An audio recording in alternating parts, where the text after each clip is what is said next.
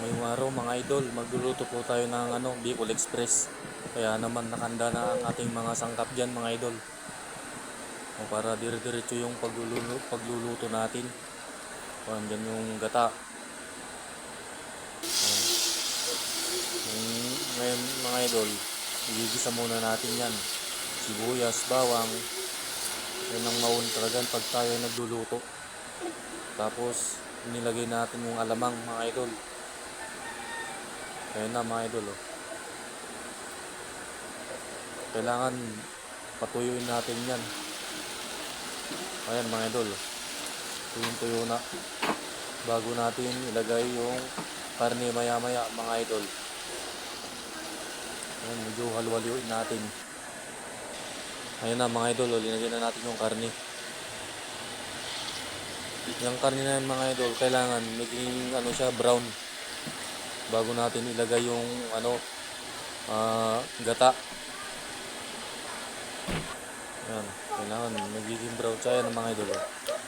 Tuyong-tuyot yung karne bago ilagay yung gata. Ayan.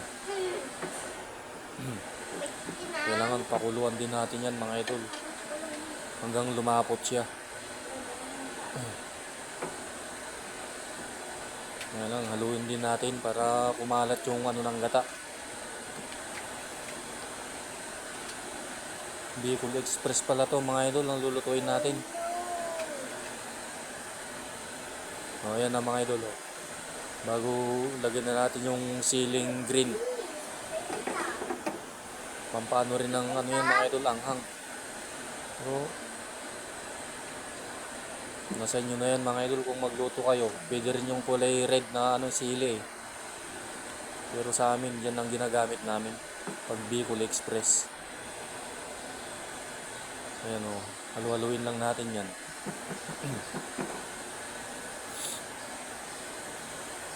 Ayan mga idol, lumapot na siya. Ayan mga idol, ang panghuli natin ilagay yung talong. Ayan na mga idol, okay na yung Bicol Express natin. Maya-maya kakain na tayo.